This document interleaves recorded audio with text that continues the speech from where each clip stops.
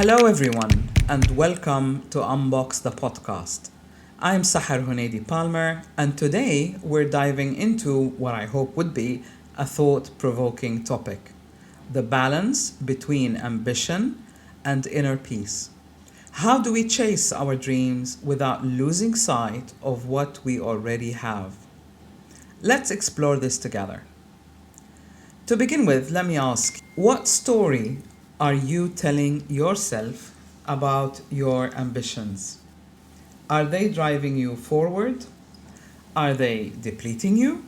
Are they holding you back from enjoying your life and what you already have? Let's unpack this together. Ambition, can be a double edged sword. Ambition is often seen as a driving force in our lives, pushing us to achieve more and reach new heights. But it's important to ask ourselves, what are we truly striving for? Is it wealth, recognition, or perhaps personal fulfillment? However, if ambition is left unchecked, it can also lead to dissatisfaction and a perpetual feeling of storytelling that goes like this: oh, it's never enough. I have to keep going.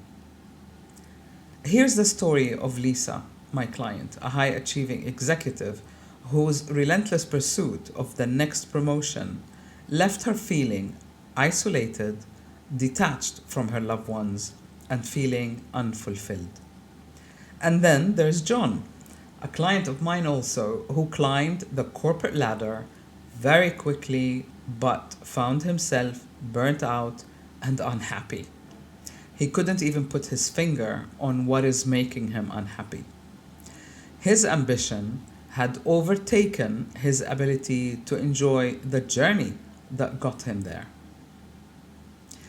So let me ask you to take a pause and ask yourself, what are you working towards? Is your ambition serving you, or are you serving it? When we talk about inner peace or contentment, it's that feeling that you're enjoying your day every day, no matter what you achieve or because of what you achieved, even if it was little steps. Contentment doesn't mean complacency.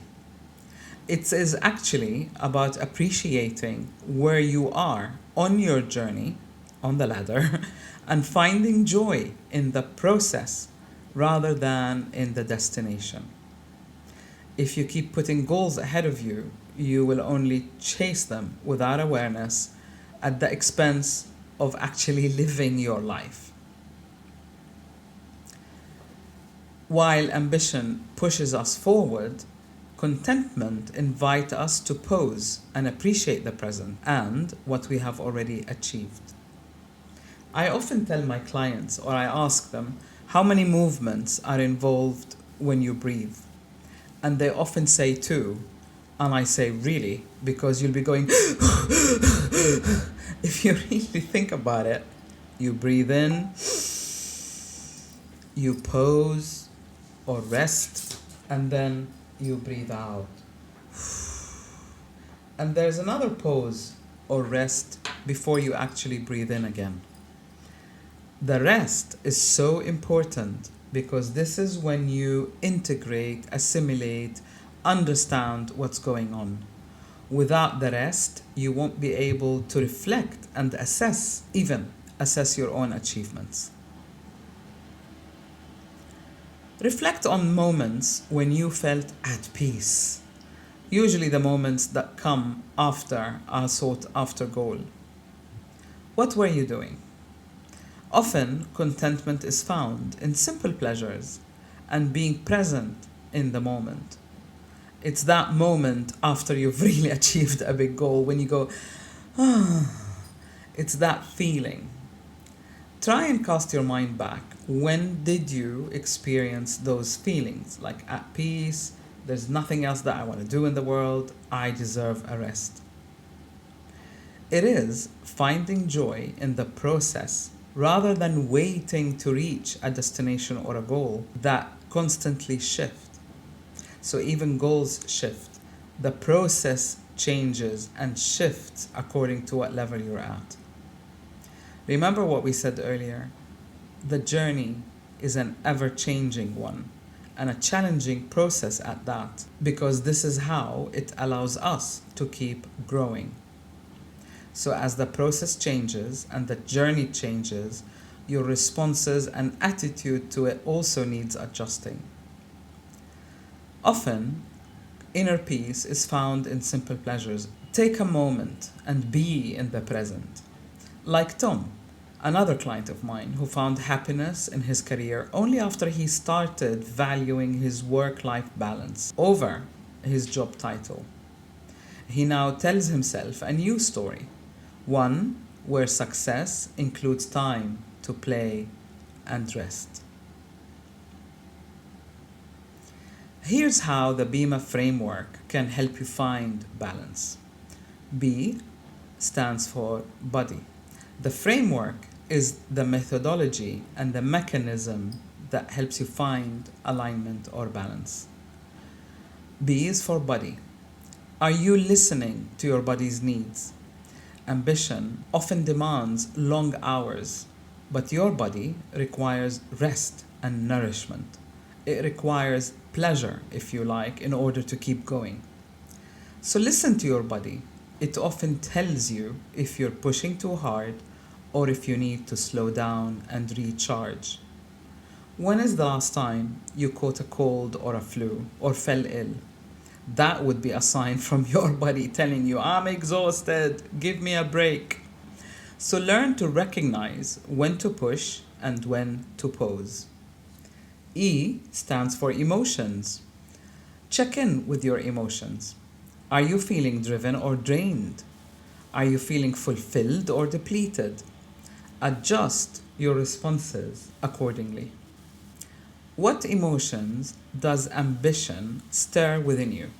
Are they positive emotions? Are they motivating? Or do they stir something else like anxiety and fear? Again, adjust accordingly. M stands for the mind and belief system. Clarify your ambitions. Are they aligned with your core values? Ambition that strays from your core values can lead to conflict and discontent, inner conflict. Aligning your emotions with your true values can bring clarity and reduce the internal conflict. And finally, A, which stands for accountability to actions. Take mindful action to nurture both your growth and your well-being. Maybe it's setting clearer boundaries at work or taking time each day to reflect on what you have achieved. Any small mindful steps can lead to big changes. The important thing is to make a change, to take a step in the right direction that can bring more joy, more pleasure, more harmony, and more inner peace. Balancing ambition and inner peace is like walking a tightrope. It requires constant adjustment and attention. A client recently asked me, she said, do you feel that you don't have any more problems or obstacles to overcome because of the level of awareness or your experience that you have reached? And I said, absolutely not. You become more sensitive and you learn to adjust or modulate your responses very quickly. So you recover very quickly, but you actually become more sensitive. So walking the tightrope is, in a similar way, demands awareness, adjusting, modulating, pausing to reflect and assess what the next step should be and how far can I push my body, my emotions, and my mind. So make realistic goals and take moments to kind of pat yourself on the shoulder and say, well done, I got this done. I find that many of my clients stress because they haven't checked the list for the day or for the week or for the month. It isn't really about checking the list as much as It is about staying open so that you can intuit what steps to make when. And very often that requires adaptability, a shift in focus, and adjusting very quickly. And at the end of the day, week, or month, you will find that you actually achieved just as much important goals, but maybe not in the order that you have set them. So the more you pat yourself on the shoulder, the more pleasure you're going to get out of achieving those goals or your ambitions, the more you're going to feel nurtured, and the more you're going to relax, and the more you can fine tune or modulate ambition. I wanted to say versus inner peace, but it isn't about versus. It's neither one or the other. It's really about integrating both, finding the balance in having both. How about that? Perhaps your new story can be about what impact your goals can have rather than the accolades you can achieve. Take as an example my client Ahmed, whose ambition led him also to burnout. He rewrote his story, his ambition story, to prioritize his health and his relationships, particularly towards his family and those who are close to him.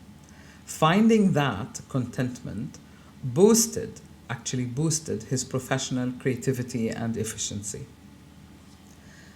As we wrap up today's episode, remember that both ambition and inner peace have their place in our lives.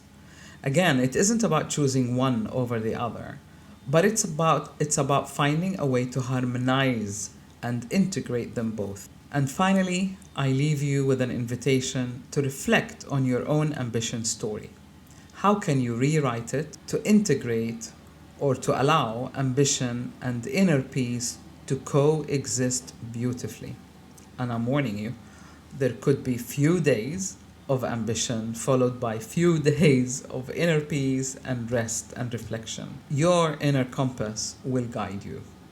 Remember, it isn't about suppressing your dreams, but about enriching them with the gratitude and the repose of being in the present. If you found today's topic insightful, please subscribe and share your thoughts and comments on social media. How do you balance your ambition and inner peace? Let me know. Until next Tuesday, keep unboxing.